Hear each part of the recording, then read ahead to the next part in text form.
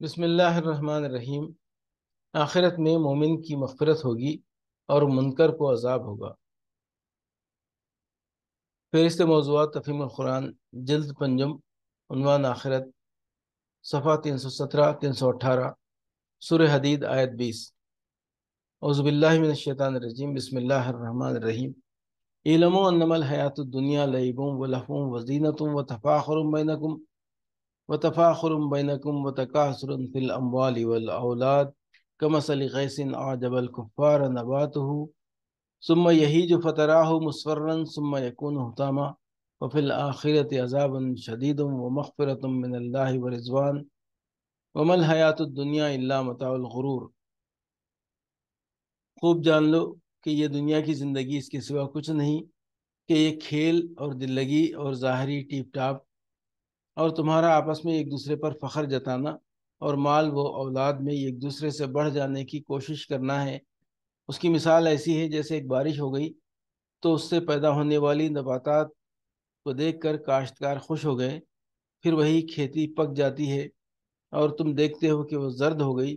پھر وہ گھس بن کر رہ جاتی ہے۔ اس کے برعکس آخرت وہ جگہ ہے جہاں سخت عذاب ہے اور اللہ کی مغفرت اور اس کی خوشنودی ہے۔ دنیا کی زندگی ایک دھوکے کی ٹٹی کے سوا کچھ نہیں۔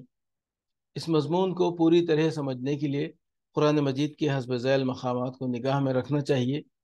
سورہ آل عمران آیات 14-15، سورہ یونس آیت 24-25، سورہ ابراہیم آیت 18، سورہ کہف آیت 45-46، سورہ نور آیت 39۔ ان سب مقامات پر جو بات انسان کے ذہن نشین کرانے کی کوشش کی گئی ہے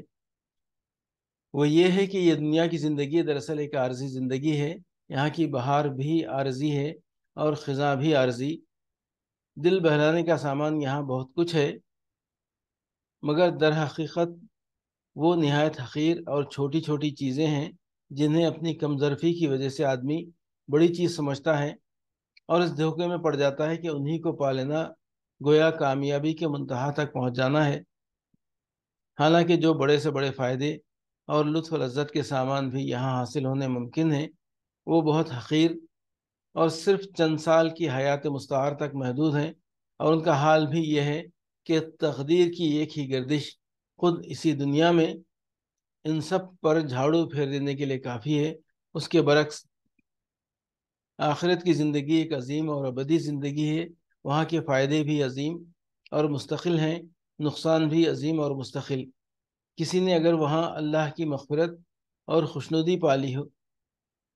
پالی تو اس کو ہمیشہ ہمیشہ کے لیے وہ نعمت نصیب ہو گئی جس کے سامنے دنیا بھر کی دولت و حکومت بھی ہیچ ہے۔ اور جو وہاں خدا کے عذاب میں گرفتار ہو گیا، اس نے اگر دنیا میں وہ سب کچھ بھی پا لیا ہو جسے وہ اپنے نزدیک بڑی چیز سمجھتا تھا تو اسے معلوم ہو جائے گا کہ وہ بڑے خسارے کا سودا کر کے آیا ہے۔ آخرت میں مومن کی مغفرت ہوگی اور منکر کو عذاب ہوگا۔ فہرست موضوعات تفہیم القرآن، جلد پنجم، عنوان آخرت، صفحہ 538۔ ذالک یوم التغابن، وہ دن ہوگا ایک دوسرے کے مقابلے میں لوگوں کی ہار جیت کا۔ اب اس بات پر غور کیجئے کہ آیت میں قیامت کے متعلق فرمایا گیا ہے ذالک یوم التغابن، وہ دن ہوگا تغابن کا۔ ان الفاظ سے خود بخود یہ مفہوم نکلتا ہے کہ دنیا میں تو شب و روز تغابن ہوتا ہی رہتا ہے، لیکن یہ تغابن ظاہری اور نظر فریب ہے، اصل اور حقیقی تغابن نہیں ہے۔ اصل تغابن قیامت کے روز ہوگا۔ وہاں جا کر پتہ چلے گا کہ اصل میں خسارہ کس نے اٹھایا اور کون نفع کما لے گیا، اصل میں کس کا حصہ کسے مل گیا اور کون اپنے حصے سے محروم رہ گیا، اصل میں دھوکہ کس نے کھایا اور کون ہوشیار نکلا، اصل میں کس نے اپنا تمام سرمایہ حیات ایک غلط کاروبار میں کھپا کر اپنا دیوالیہ نکال دیا، اور کس نے اپنی قوتوں اور قابلیتوں اور مساعی اور اموال اور اوقات کو نفع کے سودے پر لگا کر وہ سارے فائدے لوٹ لیے جو پہلے شخص کو بھی حاصل ہو سکتے تھے اگر وہ دنیا کی حقیقت سمجھنے میں دھوکہ نہ کھاتا۔ مفسرین نے یوم التغابن کی تفسیر کرتے ہوئے اس کے متعدد مطلب بیان کیے ہیں جو سب کے سب صحیح ہیں۔ اور اس کے معنی کے مختلف پہلوؤں پر روشنی ڈالتے ہیں۔ بعض مفسرین نے اس کا مطلب یہ بیان کیا ہے کہ اس روز اہل دوزخ جنتیوں کا وہ حصہ لوٹ لیں گے جو انہیں دوزخ میں ملتا اگر انہوں نے دنیا میں دوزخیوں کے سے کام کیے ہوتے۔ اس مضمون کی تائید بخاری کی وہ حدیث کرتی ہے جو انہوں نے کتاب الرقاق میں حضرت ابو ہریرہ رضی اللہ عنہ سے روایت کی ہے کہ حضور صلی اللہ علیہ وسلم نے فرمایا، جو شخص بھی جنت میں جائے گا اسے وہ مقام دکھا دیا جائے گا جو اسے دوزخ میں ملتا اگر وہ برا عمل کرتا، تاکہ وہ اور زیادہ شکر گزار ہو، اور جو شخص بھی دوزخ میں جائے گا اسے وہ مقام دکھا دیا جائے گا جو اسے جنت میں ملتا اگر اس نے نیک عمل کیا ہوتا، تاکہ اسے اور زیادہ حسرت ہو۔ بعض اور مفسرین کہتے ہیں کہ اس روز ظالم کی اتنی نیکیاں مظلوم لوٹ لے جائے گا جو اس کے ظلم کا بدلہ ہو سکے، یا مظلوم کے اتنے گناہ ظالم پر ڈال دیے جائیں گے جو اس کے حق کے برابر وزن رکھتے ہوں، اس لیے کہ قیامت کے روز آدمی کے پاس کوئی مال و زر تو ہوگا نہیں کہ وہ مظلوم کا حق ادا کرنے کے لیے کوئی ہرجانہ یا تاوان دے سکے۔ وہاں تو بس آدمی کے اعمال ہی ایک زر مبادلہ ہوں گے۔ لہٰذا جس شخص نے دنیا میں کسی پر ظلم کیا ہو وہ مظلوم کا حق اسی طرح ادا کر سکے گا کہ اپنے پلے میں جو کچھ بھی نیکیاں رکھتا ہو ان میں سے اس کا تاوان ادا کرے، یا مظلوم کے گناہوں میں سے کچھ اپنے اوپر لے کر اس کا جرمانہ بھگتے۔ یہ مضمون بھی متعدد احادیث میں رسول اللہ صلی اللہ علیہ وسلم سے منقول ہے۔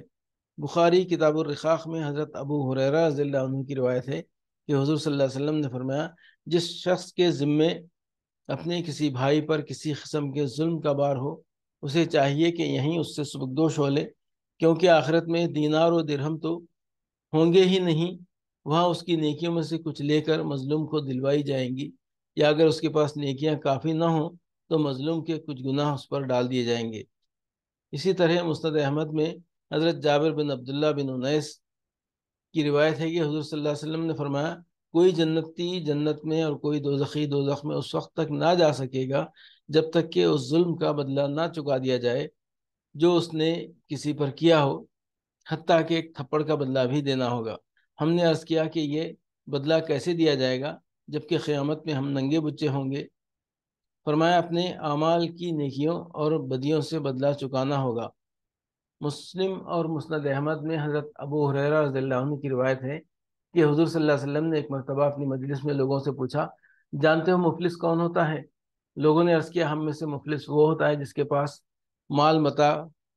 کچھ نہ ہو۔ فرمایا، میری امت میں مفلس وہ ہے جو قیامت کے روز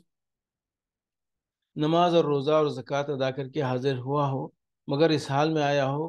کہ کسی کو اس نے گالی دی تھی، اور کسی پر بہتان لگایا تھا، اور کسی کا مال مار کھایا تھا، اور کسی کا خون بہایا تھا، اور کسی کو مارا پیٹا تھا۔